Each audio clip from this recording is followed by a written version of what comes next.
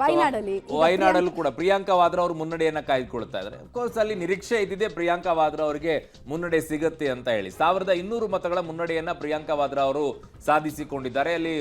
But ಆ ಜನ ಹೇಗ್ ನೋಡ್ತಾರೆ ಅಂತ, ಆಯ್ಕೆ ಮಾಡ್ಕೊಳ್ಬೇಕಾದ್ರೆ ರಾಹುಲ್ ಗಾಂಧಿ ಅವರು ನಮ್ಮನ್ನ ಬಿಟ್ಬಿಟ್ಟು ಅಲ್ಲಿ ಹೋಗ್ಬಿಟ್ರು ನೋಡಿ ಅಂತ ಹೇಳಿ ನಾವು ಅವ್ರನ್ನ ಕೈ ಹಿಡಿದಿದ್ವಿ ಬೇರೆ ಕಡೆಗೆ ಎಲ್ಲೂ ಇಲ್ಲದೆ ಇರುವಂತ ಸಂದರ್ಭದಲ್ಲಿ ಅಂತ ಯೋಚನೆ ಮಾಡಿದಾರಾ, ಅಥವಾ ಇಲ್ಲ ಅವ್ರು ಮಾಡಿದ್ ಕರೆಕ್ಟು, ನಾವು ಪ್ರಿಯಾಂಕಾ ಅವ್ರನ್ನ ಎಲ್ಲಿ ಇಟ್ಕೊಳ್ತೀವಿ ನೀವು ಅಲ್ಲಿ ಹೋಗಿ ಅಂತ ಆ ತರ ಕೊಡ್ತಾರ ಗೊತ್ತಿಲ್ಲ. ಈಗ ಅಲ್ಲಿ ಏನಾಗುತ್ತೆ ಜೊತೆಗೆ ಸರ್, ದಕ್ಷಿಣ ಭಾರತ ಗಾಂಧಿ ಕುಟುಂಬಕ್ಕೆ ರಾಜಕೀಯವಾಗಿ ಪುನರ್ಜನ್ಮ ಕೊಡುವಂತಹ ಕ್ಷೇತ್ರ ಮತ್ತೊಮ್ಮೆ ಸೋನಿಯಾ ಗಾಂಧಿ ಅವರಿಂದ ಕೂಡ ಶುರು ಹಾಕೊಂಡು ಬಂದಿದೆ ಅಲ್ವಾ. ಸೊ ದಕ್ಷಿಣ ಭಾರತದಲ್ಲೇನೆ ಅತಿ ಹೆಚ್ಚಾಗಿ ಅವರಿಗೆ ಆ ಕಡೆ ಜನ ವಿರೋಧ ಮಾಡಕ್ ಶುರು ಮಾಡಿದ ತಕ್ಷಣ ಈ ಕಡೆಗೆ ಬರ್ತಾರೆ ಜನ, ಅವ್ರಿಗೆ ಮತ್ತೊಂದಿಷ್ಟು ಜೀವ ಕೊಟ್ಬಿಟ್ಟು ಮತ್ತೆ ಕಳಿಸ್ತಾರೆ, ಹೋಗಿ ಶಕ್ತಿ ತುಂಬಿದೀವಿ ಅಂತ ಹೇಳಿ. ನೋಡಿ, ಏಕನಾಥ್ ಶಿಂದೆ ಅವರು ಹಾಲಿ ಸಿಎಂ, ಅವರಿಗೂ ಕೂಡ ಅವರ ಕ್ಷೇತ್ರದಲ್ಲಿ ಮುನ್ನಡೆ ಸಿಗ್ತಾ ಇದೆ.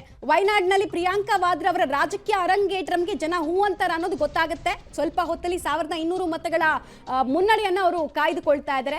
ಮಹಾರಾಷ್ಟ್ರ ಎಲೆಕ್ಷನ್ಗೆ ಸಂಬಂಧಪಟ್ಟಂತೆ ಮಾಹಿತಿ ಕೊಡ್ತಾ ಇದ್ವಿ. NDA ಮೈತ್ರಿಕೂಟ ಅಲ್ಲಿ ಮುನ್ನುಗ್ತಾ ಇದೆ, ಅಂದ್ರೆ ಶರವೇಗದಿಂದ ಮುನ್ನುಗ್ತಾ ಇದೆ ಅಂತ ಹೇಳೋದು ಕಷ್ಟ. ಆದರೆ ಒಂದೊಳ್ಳೆ ಆರಂಭಿಕ ಟ್ರೆಂಡ್ ಅನ್ನಂತೂ ಕಾಯ್ದುಕೊಳ್ತಾ ಇದೆ. 47 ಕ್ಷೇತ್ರಗಳಲ್ಲಿ NDA ಮೈತ್ರಿಕೂಟ ಅಲ್ಲಿ ಮುನ್ನಡೆಯಲ್ಲಿ ಸಾಧಿಸ್ತಾ ಇದ್ರೆ, ಕಾಂಗ್ರೆಸ್ 36 ಕ್ಷೇತ್ರಗಳಲ್ಲಿ ಮಾತ್ರ ಮುನ್ನಡೆಯನ್ನ ಆರಂಭಿಕ ಹಂತದಲ್ಲಿ ಕಾಯ್ದುಕೊಳ್ಳೋದಕ್ಕೆ ಯಶಸ್ವಿ ಆಗಿದೆ.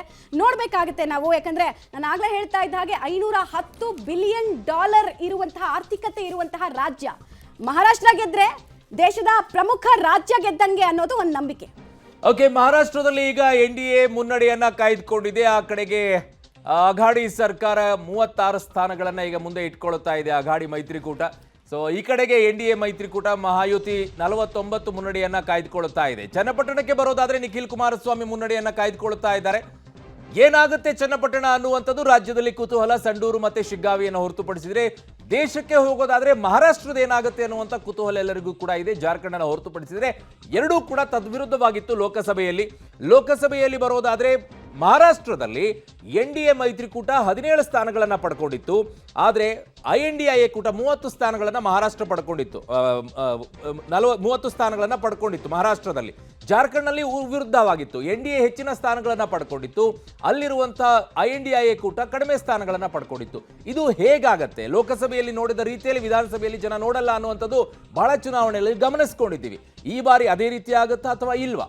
ಈಗ ನೋಡಿ ಬರ್ತಾ ಇರುವಂಥದ್ದು ಬಿಜೆಪಿಯಲ್ಲಿ NDA ಕೂಟ 52 ಅಂತ ಹೇಳ್ತಾ ಇದ್ದಾರೆ, ಕಾಂಗ್ರೆಸ್ 38 ಅಂತ ಹೇಳ್ತಾ ಇದ್ದಾರೆ. ಮಹಾರಾಷ್ಟ್ರದಲ್ಲಿ ಮುನ್ನಡೆ ಇಟ್ಸ್ ಟೂ ಅರ್ಲಿ ಅಂತ ಕಾಣಿಸ್ತಾ ಇದೆ.